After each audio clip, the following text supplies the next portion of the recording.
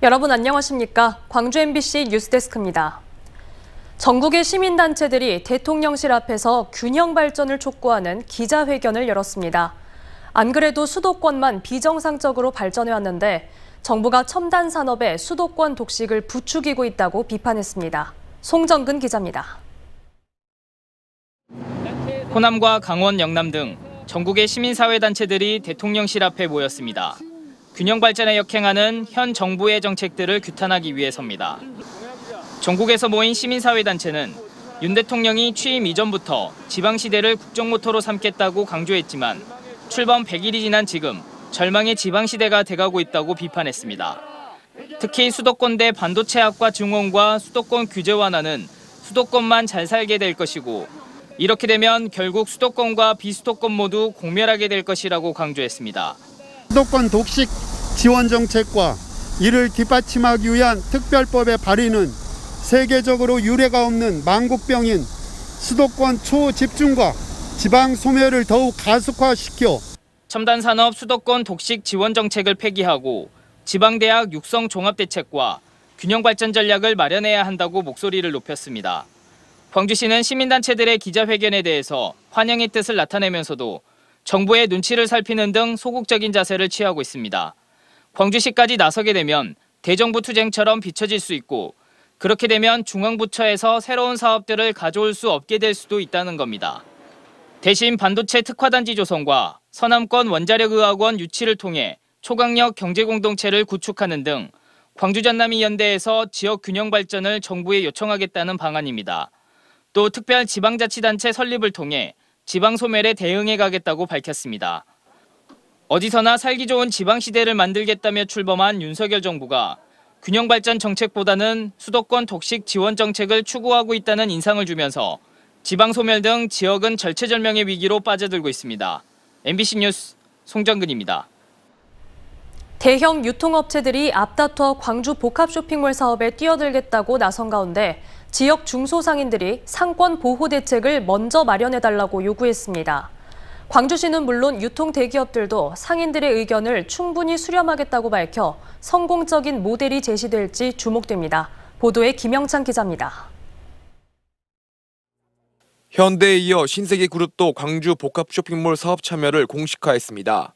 대통령 선거 과정에서 뜨거운 이슈로 부각되면서 복합 쇼핑몰 유치는 국가적 지원이 가능한 분위기가 형성됐습니다. 문제는 광주가 유통 빅3 대기업의 각축장이 될 경우 그만큼 중소상인들의 설 자리는 좁아지게 됩니다. 중소상인들은 생존권 보장마저 위협받을 수 있는 상황이라며 시나 대기업의 일방적인 의사결정이 되지 않도록 민간협의체 구성을 촉구했습니다. 광주 상인을 포함해 광주 시민의 참여를 보장하고 민주적 절차와 엄정한 기준에 따라 적합업체와 입지를 최종 결정해야 한다.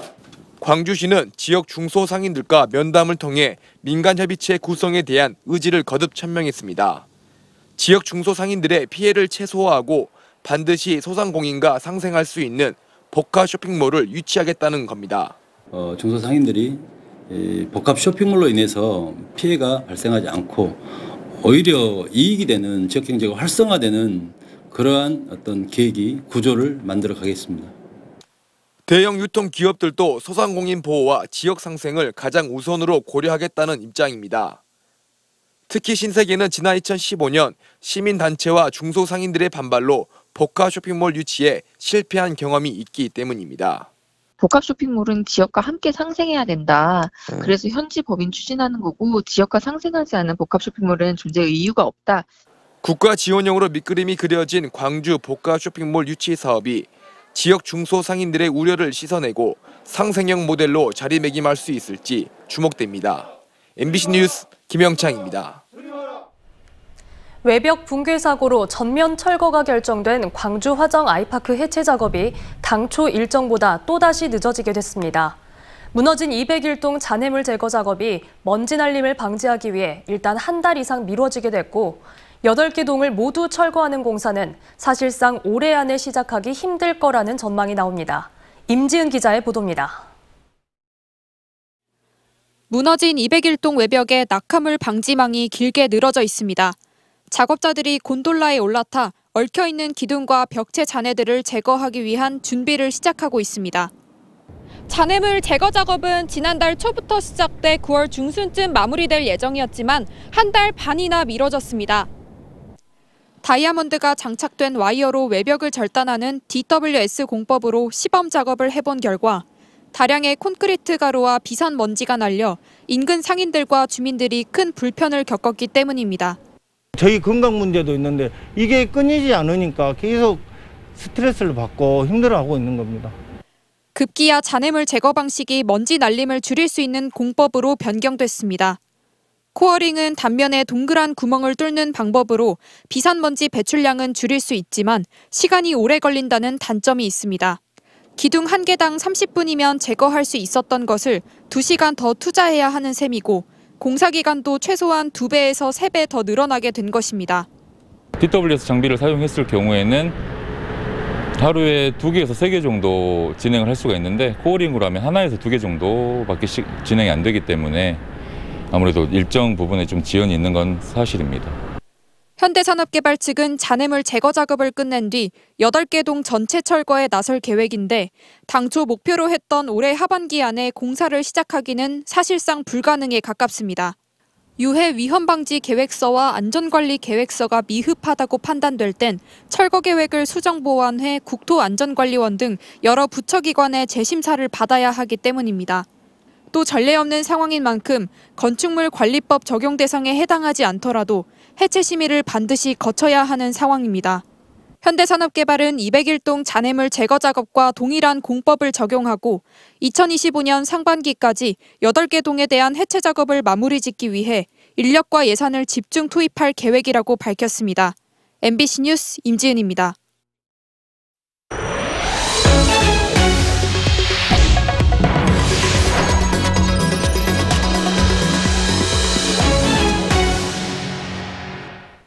최근 5년 동안 여수 앞바다에서 수거된 쓰레기 양만 10,000톤에 이르고 있습니다. 쓰레기 양이 해마다 늘고 있는 것도 문제지만 대형 폐기물의 경우 선박 안전과 어민들의 생명까지 위협할 수 있습니다. 보도에 김단비 기자입니다. 여수 앞바다를 표류하던 폐가두리 양식시설이 무트로 옮겨집니다. 형체를 알아보기 힘든 낡은 철제 구조물도 바다 위를 떠다니다 해경에 발견됐습니다. 돌산 바닷가에 든 페트병부터 유리병까지 온갖 생활 쓰레기가 가득합니다. 지난주 집중호우가 내린 이후 바다로 떠밀려온 쓰레기 양이 더 많아졌습니다. 이상한 생활 쓰레기 그게 많아 엄청. 저번처럼 막 집중호우 쏟아지고 그러잖아. 그러면은 하여튼 이쪽 돌산 이쪽에는 가관이야 가관 쓰레기 때문에. 실제로 여수 지역의 해양 쓰레기 수거량은 해마다 늘고 있습니다. 2017년 1,400여 톤이던 해양 쓰레기는 2020년 3,000톤을 넘어서며 정점을 찍었고 지난해에도 2,000톤 이상이 수거됐습니다. 해양 쓰레기는 환경 오염은 물론 선박 안전까지 위협합니다. 폐그물에 선박 추진기가 감기는 등 올해 들어서만 여수 앞바다에서 부유물 감김 사고 24건이 발생했습니다. 인천에서는 여객선 엔진에 해양 쓰레기가 끼어 운항이 중단되는 일이 비일비재하고 2019년 전북에서는 어선 스크루에 폐로프가 감기면서 배가 전복돼 선원 3명이 숨지기도 했습니다. 해양 부유물을 선박이 운항하면서 잘 관찰해야 하며 선박의 안전 운항 속도도 준수하면서 항해를 해야 합니다. 최근 5년간 여수에서 수거된 해양 쓰레기 양만 11,000여 톤. 해경은 항포구에 방치된 폐허구 관리 실태를 조사하고 해상 무단 투기를 사전에 예방할 계획입니다. MBC 뉴스 김담입니다. 필립 골드버그 신임 주한 미국 대사가 5.18 민주묘지를 참배했습니다. 골드버그 대사는 오늘 오전 광주 북구 국립 5.18 민주묘지를 방문해 헌화와 분향을 하고 민주주의를 위해 헌신한 희생자들의 넋을 기렸습니다. 이어 강기정 광주시장과 만난 골드버그 대사는 한국 민주주의 역사의 상징과도 같은 광주에 꼭 방문하고 싶었다며 민주주의의 완성을 위해 광주와 미국이 협력하자고 말한 것으로 전해졌습니다. 전국교직원 노동조합 광주지부가 교육당국의 디지털 인재 양성 정책을 비판했습니다. 전교조 광주지부는 논평을 통해 초등학생과 중학생의 코딩 교육을 필수화하는 내용 등이 담긴 정부의 디지털 인재 양성 종합 방안은 자율성을 확대한 2022 개정 교육과정에 역행한다며 일방통행식 교육 정책을 철회하라고 주장했습니다. 또 인공지능 교육을 활성화한 광주시 교육청의 정책에 대해서도 학생들의 학습 부담 증가가 우려된다며 기능교육보다는 디지털 문해력 등 기초 소양을 길러주는 교육을 해야 한다고 강조했습니다. 광주 지역 영양교사 대부분이 급식비 예산을 추가로 늘려야 한다고 응답한 설문조사 결과가 나왔습니다. 광주 교사노조가 광주 지역 초중고등학교와 특수학교 245곳에서 일하는 영양사와 영양교사를 대상으로 설문조사한 결과에 따르면 시교육청이 학교 급식비 예산을 7.4% 늘리기로 했지만 응답자의 85%는 여전히 예산 부족을 우려하는 것으로 나타났습니다. 광주 교사노조는 영양사 대부분이 급식비 예산 추가 증액을 요구하고 있다고 강조하며 이 같은 의견이 추경 예산안에 반영돼야 한다고 주장했습니다. 올 상반기 광주 전남의 가계대출이 큰 폭의 감소세를 보였습니다. 한국은행 지역본부에 따르면 올 들어 지난 6월까지 광주 전남의 가계대출은 7천억 원이 감소한 것으로 집계됐습니다. 앞서 지난해 상반기에는 주택담보대출이 5,300억 원 늘어난 것을 포함해 전체 가계대출이 1조 원 이상 늘었었습니다. 그러나 올 상반기 가계대출이 줄어든 것은 정부가 강력한 대출 규제에 나선 데다 시중금리 또한 급등세를 보였기 때문으로 분석됩니다. 개발업체 선정 논란 등에 휩싸였던 첨단 3지구 개발 사업이 공공기여금 협상을 통해 속도를 내게 됐습니다. 광주도시공사는 최근 첨단 3지구 309 대행 개발 사업 우선 협상 대상자로 현대엔지니어링 컨소시엄을 공식 선정했습니다. 컨소시엄은 광주 전남 연구원이 평당 분양가와 수익률을 적용해 산정한 예상 개발이익 가운데 10%인 140억 원을 공공기여금으로 내놓기로 했습니다. 도시공사는 우선 협상 대상자 선정에 따라 1,209와 함께 전체 사업을 오는 10월쯤 착공할 수 있을 것으로 예상했습니다. 광주 전남 지역 코로나19 신규 확진자가 10,000명대를 기록하며 확산세가 이어지고 있습니다. 방역당국에 따르면 어제 광주에서는 기존 확진자의 접촉 등 산발적 감염으로 4,171명이 확진됐습니다.